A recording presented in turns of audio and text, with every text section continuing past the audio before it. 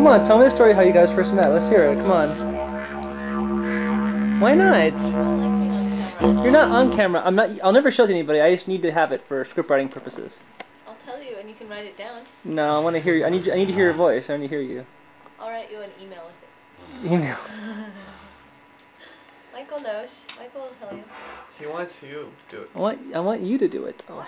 Cause I don't tell stories very well. Yeah, you do. You love the way you tell stories. That's why we're gonna do it. Oh, jeez. how long are you going to tell the story? Come on. Just relax. Don't fucking worry about it. It's just like a cheesy little camera. It's no big deal. Nothing's happening. Just tell me the story. How'd you guys meet? Okay. No, I can't. Why Okay, not? fine. Alright. So I moved down here from San Francisco. Hey, don't do that. Yeah, don't do that. I was I'm trying giving to her tell a backup. story. I moved down here from San Francisco like 3 years ago. And there's this coffee shop called Cafe Lolo. It's just down the street from my house. So one day I went there.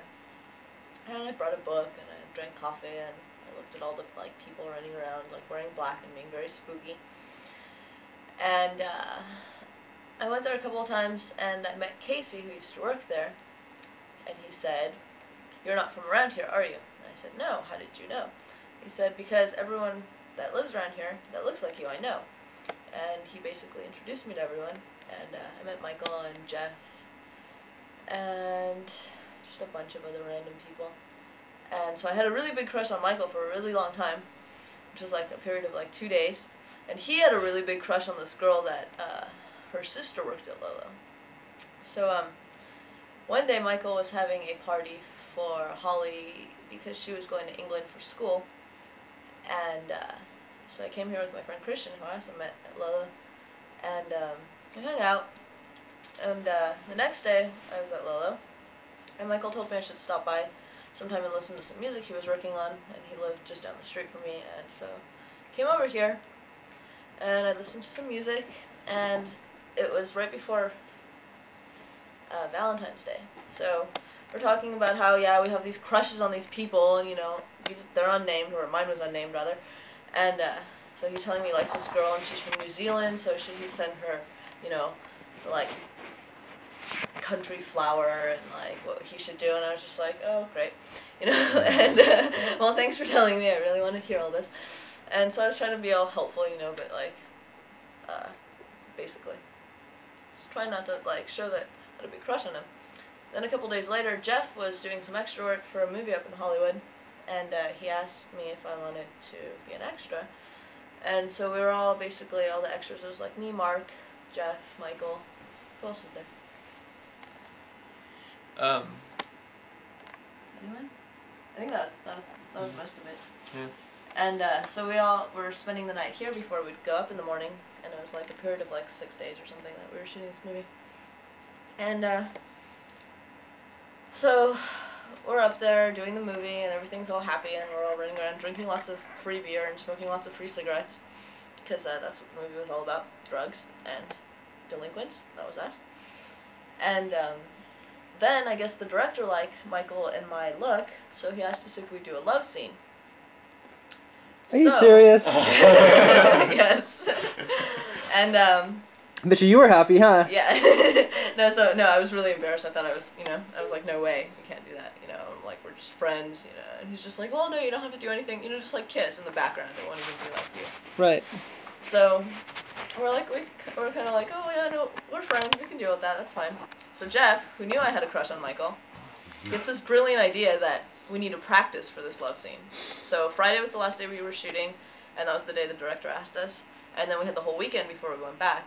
So I think Saturday night or something, Jeff found a video camera, and he stuck Michael and I on the bed, and got it 10 of our friends, or 10 of their friends, I guess, to come make us as uncomfortable as they could, just so we'd know exactly how it would feel if we were on the set. So there's bright lights, and a video camera, and 15 people standing around us, and they're like, alright, look like you're into each other. And it was really embarrassing, and so, we went at it, and they're like, yeah, kiss, and now move over here, and Oh, do you still have the video footage of that? Yeah, we still have that video somewhere. Weren't we watching it recently? Like, I not think recently, so. but like in the last year. I don't even Anyway, so there's a video of that floating around with like everyone like hooting and like, woo, yeah. So then we go back on Monday. So we shoot this like love scene and it's all, you know, sort of innocent looking. Then the director takes us aside and asks us if we'll do another one in a different scene. And another one, and another one. And as these love scenes progress, I get more and more naked. So finally it was like, well, can you unbutton your shirt a little bit? And like, oh, just take it off. So basically I'm like in a bra and like bondage pants and boots. And I like drew the line. I was like, all right, dude, I'm not getting paid enough money to like go fully nude in this scene. And so, yeah, we got really comfortable with each other. And I guess...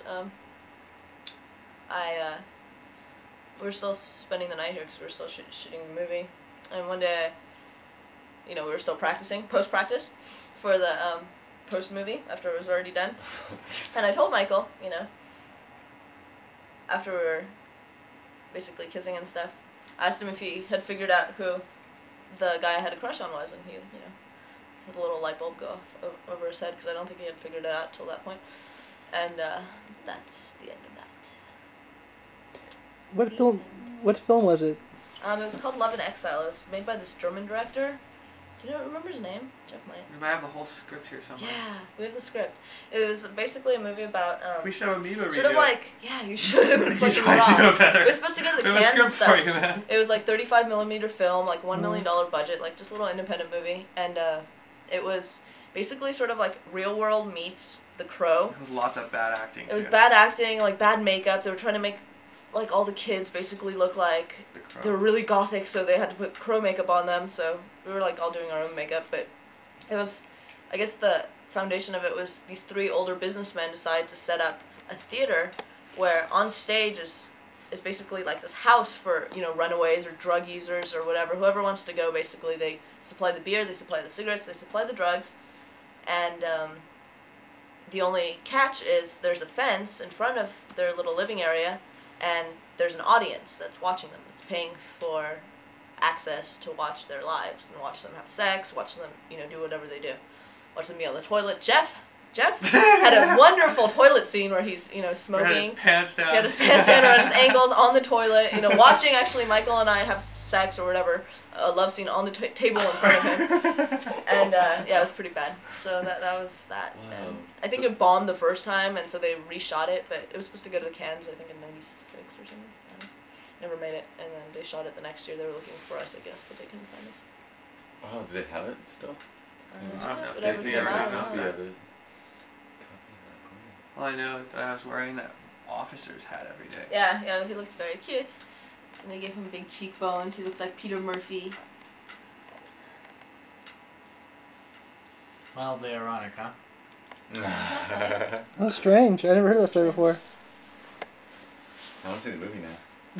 I don't know, that movie must have been so bad. What's the film like? It'd be cool. Never seen it. It was cool. We actually went to one of the screenings, one of the Yeah, like Paramount or something. Yeah, we went to Paramount Studios and like watched it in like one of the screening rooms. It looked awesome. Like the way they shot it in 35mm, and I mean once it was put together, like it looked just a lot better than it looked gorgeous. Yeah. Of course. Yeah. I mean, When you're there, it doesn't look that great, it's like but when you're later there, on you're you like see looking it. at like the ground, and there's like fuck, cigarette yeah. butts everywhere, and it just looked like crap, but it came out really good. No, see, the camera lies. Yeah. They pretty much paid us by giving us the lifestyle they were trying to portray. I mean, there's like free beer all over the Yeah. place, free cigarettes. Yeah. Everyone just got to hang out and get fucked up. I Yeah. got drunk almost every They single fed day us. on the set. They paid us to like smoke and drink basically, and, Oddly and enough, it was exactly mount what our it says friends. it was. Yeah, it was exactly what it was given.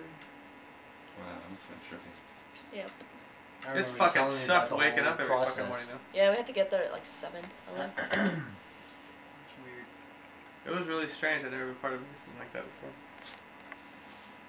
I didn't think I was going to be in it necessarily. And then I was making out with somebody on camera on the top of the table. That was kind of a big transition. Yeah, they were going at it. They made us go at it like all the time. Like there was just like They seem to scene have this after scene fascination after with us scene. going Like on. on the bed, on the couch. Okay, now you get on top. No, okay, let's see you on the table now. Like throw her down and. Yeah, it was Oh my pretty God. scary. It was. I mean, I think like the crew was getting more into it than we were at that point. We were really Okay, nervous. We were whatever, just we're like, already movie stars. okay, Oh. we're kissing.